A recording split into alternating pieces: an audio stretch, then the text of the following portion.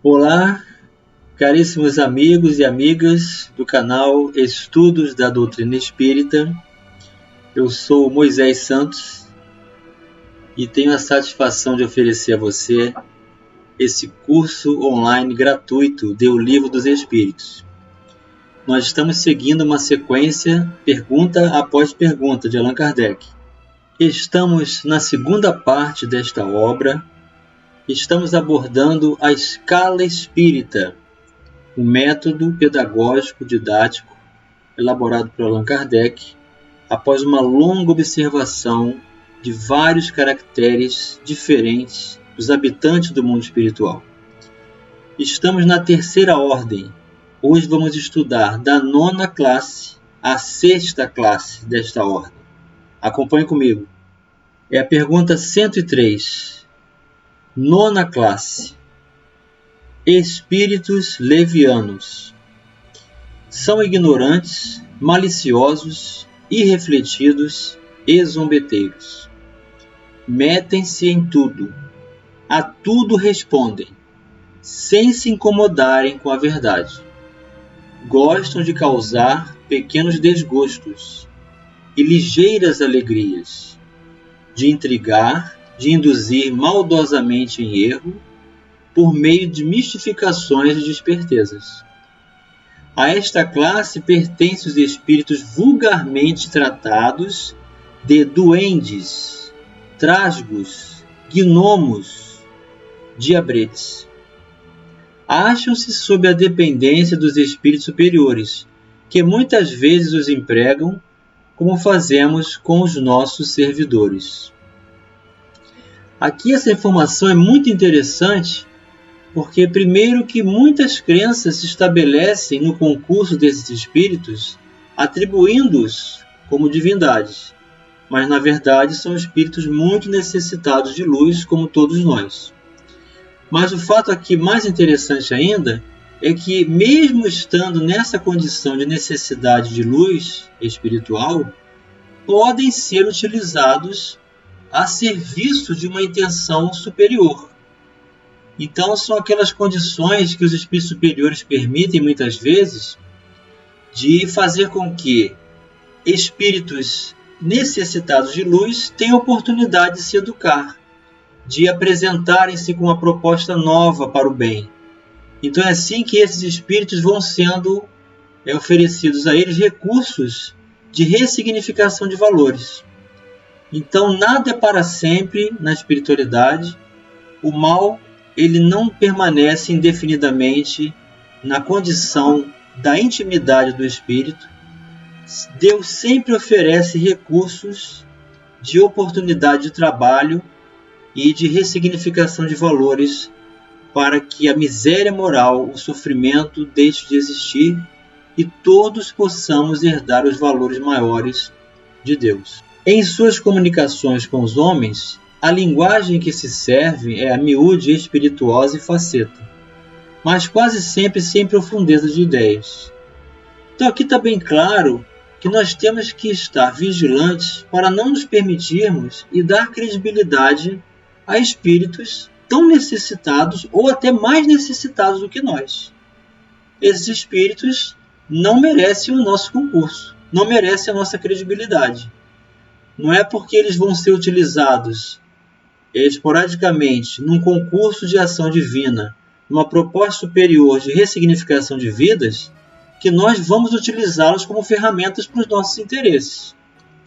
Então aqui está o grande equívoco de muitas seitas, de muitas propostas imediatistas do mundo que criam religiões espiritualistas e trazem essa proposta de vínculo com essas entidades. Aproveitam-se das esquisitices e dos ridículos humanos e os apreciam, mordazes e satíricos. Se tomam nomes supostos, é mais por malícia do que por maldade. Questão 104.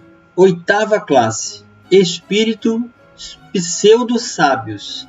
Pseudo significa falso. Eles passam-se por pessoas sábias, mas na verdade é apócrifo, é falso. Dispõe de conhecimentos bastante amplos, porém creem saber mais do que realmente sabem. Tendo realizado alguns progressos sob diversos pontos de vista, a linguagem deles aparenta um cunho de seriedade, de natureza a iludir com respeito às suas capacidades e luzes. Mas, em geral, isso não passa de reflexo dos preconceitos e ideias sistemáticas que nutriam na vida terrena. É uma mistura de algumas verdades com erros mais polpudos, através dos quais penetram a presunção, o orgulho, o ciúme e a obstinação de que ainda não puderam despir-se. Então, mais uma categoria aqui de espíritos que vão apresentar aquela linguagem fácil, vão apresentar aquela capacidade de articulação, de organizar ideias. Mas é possível sentir a sua vibração infeliz, equivocada, tendendo para o materialismo, tendendo para o imediatismo, para as sensações, para as ilusões. Então eles são soberbos, eles impõem as suas ideias. Aí apresentam algumas ideias decoradas, algumas frases de efeito, mas misturada com graves erros, que somente uma observação prolongada, uma preparação, um estudo prévio de cada um de nós perante os valores do Evangelho de Jesus, é possível fazer essa distinção desses espíritos. 105. Sétima classe. Espíritos neutros. Nem bastante bons para fazerem o bem, nem bastante maus para fazerem o mal. Pendem tanto para um como para o outro, e não ultrapassam a condição comum da humanidade, quer no que concerne ao moral, quer no que toca à inteligência. Apegam-se às coisas deste mundo, de cujas grosseiras alegrias sentem saudades. Então, aqui estamos numa concepção daquelas pessoas que se apresentam facilitadoras e sempre predispostas a aceitar o que os outros dizem, e não têm a sua própria convicção. Então, vemos aqui que a convicção é muito importante. É até onde o nosso entendimento da verdade alcançou. O que vale é que temos que estar sempre dispostos a reconsiderar. Isto é sabedoria. Então, esses espíritos neutros, eles estão nessa transição, saindo da ideia de prática do mal e da ignorância para ensaios de valores do bem, e precisam ser estimulados e orientados, porque podem estar receptivos a essa mudança. 106. Sexta classe. Espíritos batedores e perturbadores. Estes espíritos, propriamente falando, não formam uma classe distinta pelas suas qualidades pessoais. Podem caber em todas as classes da terceira ordem. Manifestam geralmente sua presença por efeitos sensíveis e físicos, como pancadas, movimento e deslocamento anormal de corpos sólidos, agitação do ar, etc. Afiguram-se mais do que outros presos à matéria. Parecem ser os agentes principais das vicissitudes dos elementos do globo. Quer atuem sobre o ar, água, o fogo, os corpos duros, quer nas entranhas da terra. Reconhece-se que esses fenômenos não derivam de uma causa fortuita ou física, quando denotam caráter intencional e inteligente. Todos os espíritos podem produzir tais fenômenos, mas os de ordem elevada os deixam, de ordinário, como atribuições dos subalternos, mais aptos para as coisas materiais do que para as coisas da inteligência. Quando julgam úteis as manifestações desse gênero, lançam mão desses últimos como seus auxiliares. Então, esses espíritos da sexta classe, os batedores, os perturbadores, eles desenvolveram a habilidade de usar do fluido cósmico universal, associado à esterilização dos fluidos de um médio de efeitos físicos e até mesmo de recursos da natureza, para intervir na matéria.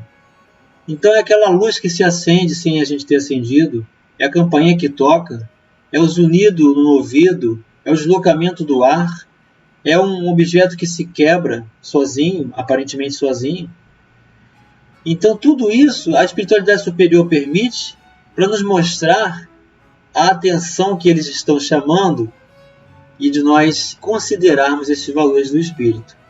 Então é nesse sentido que a espiritualidade superior permite que eles atuem, para que nós, médios que temos compromisso, para que nós que precisamos ressignificar valores, possamos dar agora um cunho de verdade a essas realidades, porque vai acontecer conosco mesmo. Então, eles não podem fazer mais do que simplesmente chamar atenção, tentar causar medo. Mas o pior problema é quando eles acessam o nosso pensamento, permanecem ignorados e invisíveis, conduzindo às nossas intenções. Então, há muito mais a considerar com relação a risco do moral e dos valores das nossas vidas, do que quando eles apresentam essas exteriorizações de fenômenos. Então, quando apresentarem fenômenos, vamos lembrar, eles não estão conseguindo ter acesso ao nosso pensamento, não estão conduzindo as nossas vidas e precisam chamar atenção. E a espiritualidade superior permite para que nós possamos ressignificar valores. Eles também foram utilizados nos recursos dos fenômenos das mesas girantes. Então, é toda aquela proposta do engajamento daqueles que se encontram ainda muito vinculados à matéria, à ignorância, e que recebem um concurso de ação do bem para começarem a modificar a sua estrutura de proposta e também serem aceitos, porque não existe discriminação de pessoas. O Evangelho está acima de todas as conjecturas humanas.